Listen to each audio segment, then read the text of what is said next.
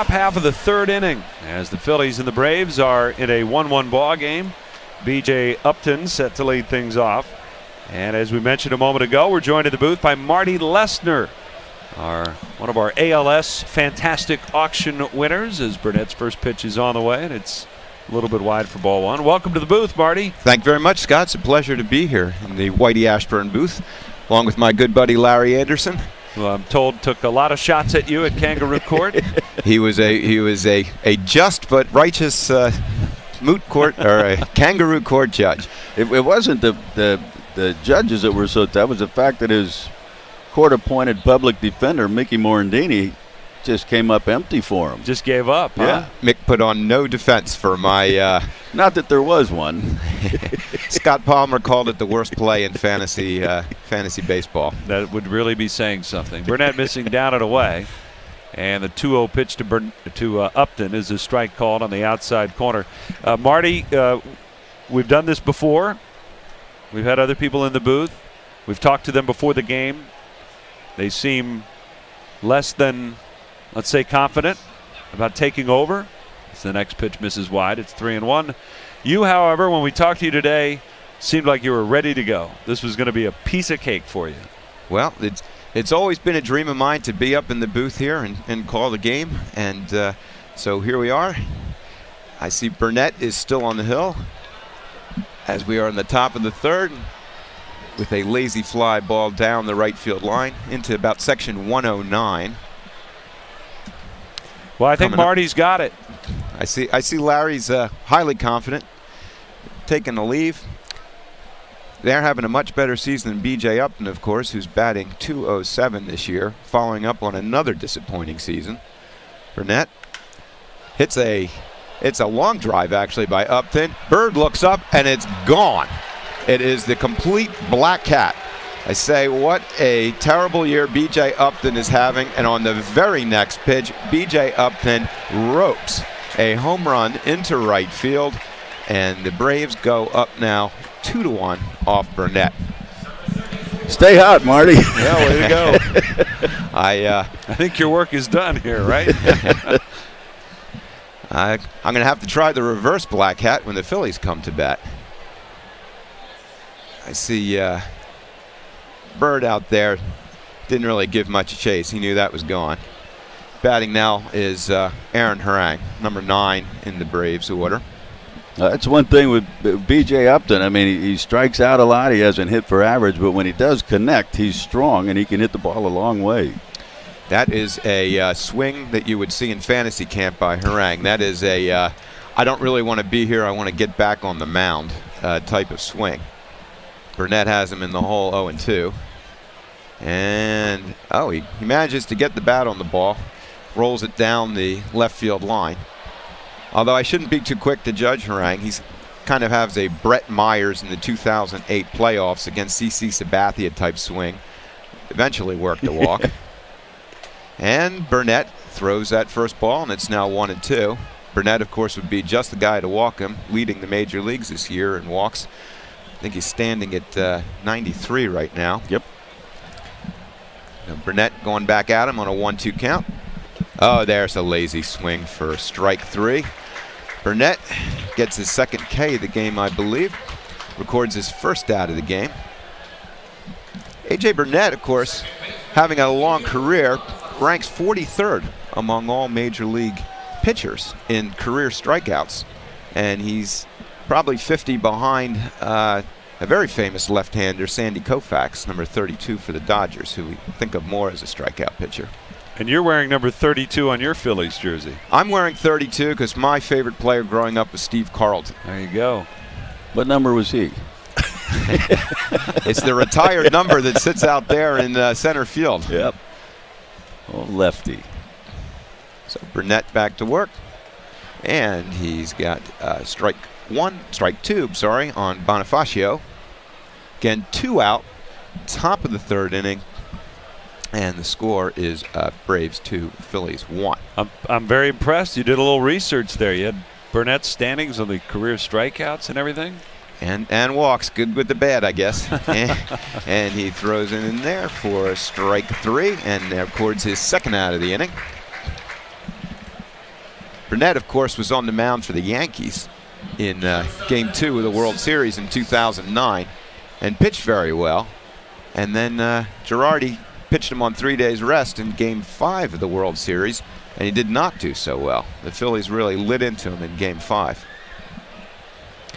Now he's on the hill for the Phillies. He's got 2 out, nobody on. Simmons at the plate. Simmons is there, slick fielding shortstop. He's batting .246 though, with 7 home runs, 46 RBIs. He does have a little bit of pop.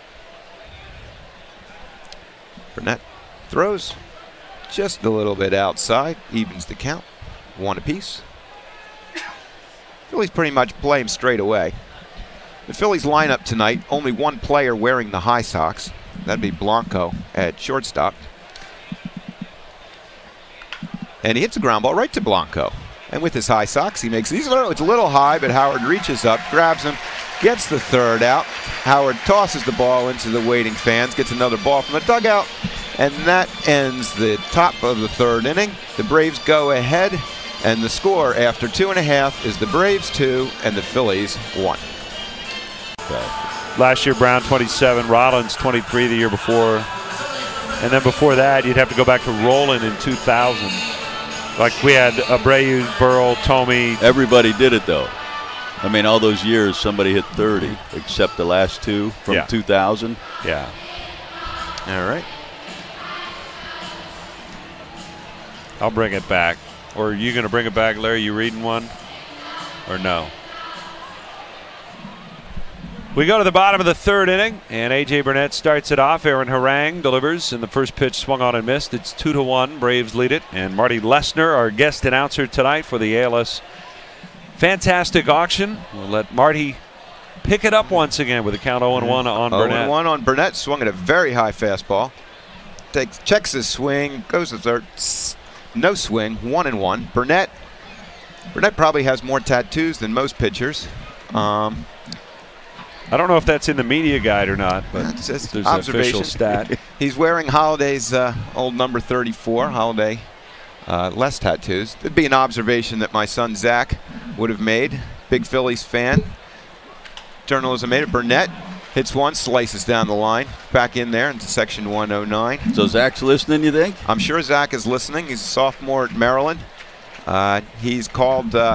He calls some of the games down there. He's called the women's varsity softball game, and he has a radio show there. He talks sports on Thursday nights at 9 o'clock. Nice. Burnett, the 1-2 count. Way outside. Burnett doesn't bite. Count goes even 2 apiece. He has some experience with sports broadcasting camp, and he's actually called an inning for the Wilmington Blue Rocks, the minor league team, single A for the Kansas City Royals. 2-2, and Burnett fouls one straight back. I'd like to say it's coming to the booth, but it's a little shy. Well, if Zach's a sophomore at Maryland, it's Saturday night, he's probably home writing a paper or studying for a test or something, I'm sure. He says he's very diligent, but he doesn't have that little app on his phone that I can track his location yet. Yeah, I don't think that's going to get loaded. He's going to try to keep it that way. Yeah. A 2-2 pitch to Burnett. Outside. Ball 3. Burnett works the count full.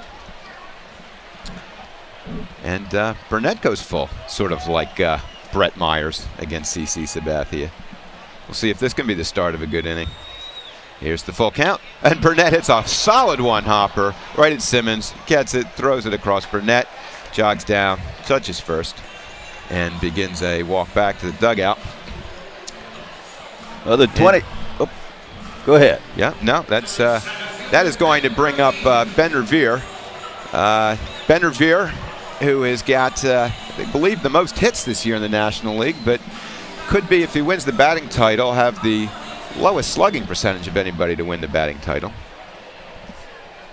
He also, as has been pointed out to me, he shares a name, along with Mike Adams, of 2 Massachusetts Patriots, making it, I think, the first time the Phillies have had 2 Massachusetts Patriots on the team.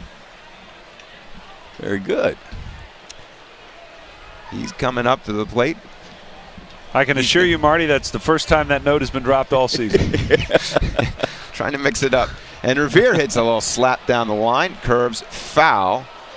Ball girl gets out of the way. Now she runs and gets the ball. Still wearing her helmet. I guess it's a major league policy instituted a couple of years ago. Yep.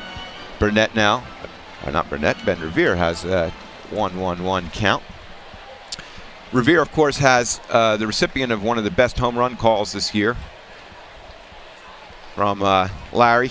His game-tying home run against the Nationals this year earlier, where Larry basically gave a chuckle as a home run call when Revere tied the game up.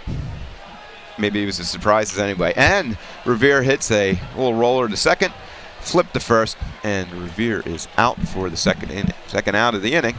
And by the way, Denard Span did have 2 hits today, so he's jumped ahead of his former teammate, Ben Revere, in the race for the most hits in the National League. I think Hunter Pence took the day off. And that's right. It'd be the lowest batting average to win if it stays this way, since I think Yastrzemski back in '68 with a 301.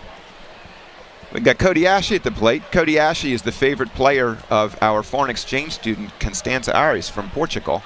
We took her to spring training this year, and she picked out Jim Thome, wearing Jim Thome's number. But she picked out Cody Ashe, and Cody Ashe rewarded her with a couple of home runs in spring training while we were there. Ashe's got a 2-0 count now. 2 out, nobody on.